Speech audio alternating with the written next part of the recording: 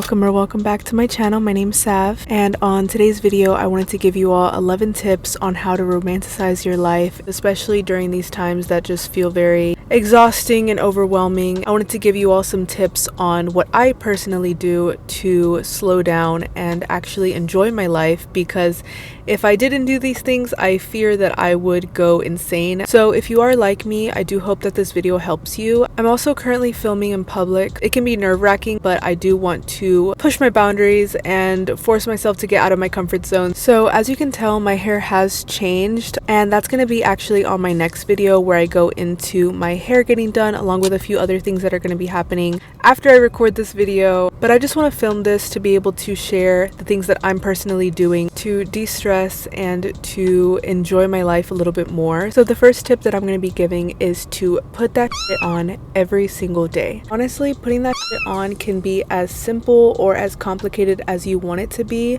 It can be putting on a full glam outfit, doing your makeup and your hair getting done every single day. Or that could be as simple as brushing your hair, putting a cute outfit on, and some jewelry. It does not have to be complicated whatsoever. It can just be very simple things. For me personally, I do an everyday makeup. So the makeup that I currently do, it only takes me like 20 minutes to get done. I do something like this every single day. I love picking out my outfit the day before and just making sure that the outfit that I'm going to be wearing is really cute. That's another thing. Wearing heels, so good. I did talk about that in my last video. I believe it was my August favorites, but wearing a cute heel with your outfit is such a good staple to have. It does really help with accentuating your walk and making you feel overall more confident. It honestly doesn't have to be heels. It could be a cute wedge. It could be cute flats. If you have seen those tabby shoes, I am obsessed with the tabby shoes. I really want to get some. If you have any recommendations on where to buy a tabby shoe, please let me know. The next tip that I'm going to be giving to romanticize your life is going to be low lighting. So this can look like having a bunch of candles around your house or a bunch of little lights. Any sort of overhead lighting is the bane of my existence. I do not have any sort of overhead lighting on whatsoever. If you have the opportunity to have a bunch of candles in your house, or even just fake candles, honestly any form of low lighting really helps. And candles especially I love because they also have a scent to them. So candles, incense, low lighting, I feel like all these things are going to really help to make your house feel a lot more cozy and a place that you really want to be at. The third step that I'm going to be giving is to fill your house with all beautiful things. Anything that you feel you have only for convenience, so that's going to be your water cups or ugly plastic plates. Obviously this is going to be a process. Some of these things you are going to be able to incorporate now, but when it comes to substituting the things that you currently have with more beautiful things, that might be a process that might take quite some time. I think it's much better to actually save and get these things slowly. It's also going to help you feel a lot better about the things that you do get, because it took a lot of time and effort and you really had time to consider if you actually wanted this item while you saved. The fourth tip that I'm going to be giving is to obtain a useless hobby. So for me personally, that looks like reading, along with getting better at handwriting and calligraphy. It's important to get a hobby that you don't feel that you have to post online. When social media takes so much from us, I think it's very important that we take something for ourselves and keep it in a little treasure chest that only we know about. Having something just for ourselves is super liberating. The fifth tip that I'm going to be giving is to ritualize your monotonous tasks. For example, brushing your teeth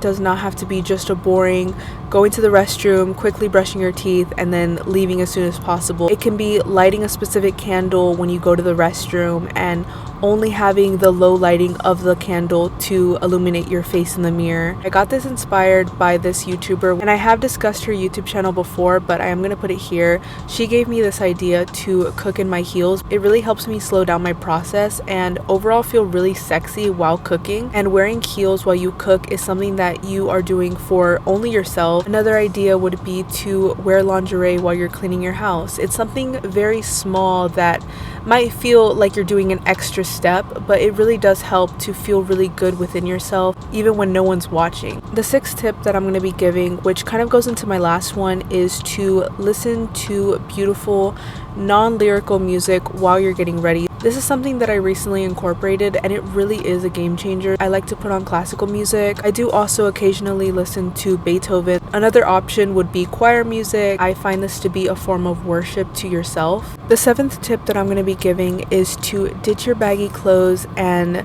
exchange it for beautiful garments. I have been completely getting rid of most of my clothes and exchanging it for high quality clothing that I know is going to last me, that fits me well. This can be my gym clothes, pajamas, whenever I am home, and regardless if other people are around to see, I want to be able to feel fully confident in myself and feel that I look my best even when I'm about to go to bed. Like a nightgown or lingerie, I think it's much better to wear this rather than wearing baggy clothing all the time, because at the end of the day, you are the person that spends the most time with yourself. So you want to make sure that you feel your best regardless of who's watching. The 8th tip that I'm going to be giving is to eat without your phone. I was that person, honestly, who would watch YouTube anytime I ate. And don't get me wrong, I do occasionally still watch a show, especially when I'm eating dinner at home, but more often than not, anytime I am eating any other meal, I will make sure that I do not have my phone around me, whether I am reading or painting or just staring at a wall or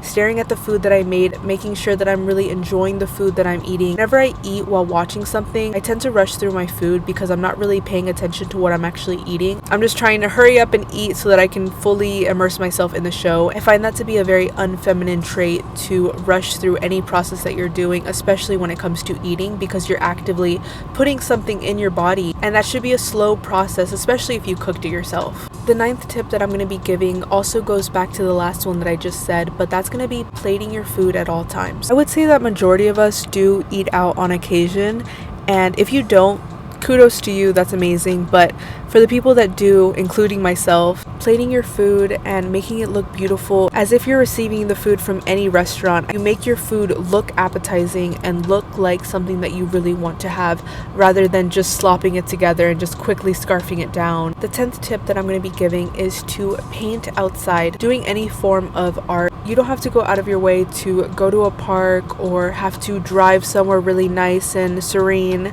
This can honestly just be going to your backyard and sitting in the grass. Just the act of connecting with nature, letting your creativity be inspired by the things that are around you. It's really good overall just to get some fresh air every single day. But of course, if you can go somewhere that's more serene, like a river, a lake, the woods, having a nice quiet moment to yourself. But even going to a park like this, you can still do something creative regardless of who's watching, because at the end of the day, nobody is really paying attention to you as much as you think they are.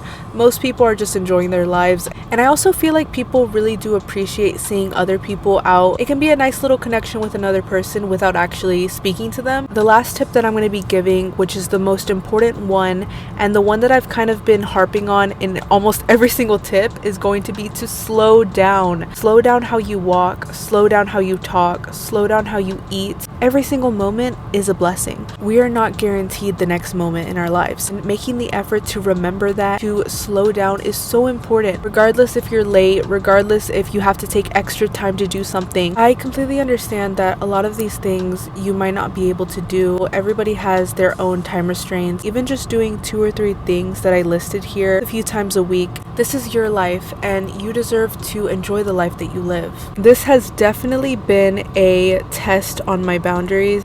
If you like this video, I would really appreciate it if you liked, commented, or potentially subscribed.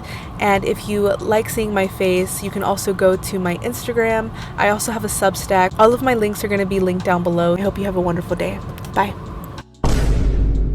There's someone that parked right next to me, and I'm really nervous. I'm gonna film anyway. Sorry, it's really hot. It's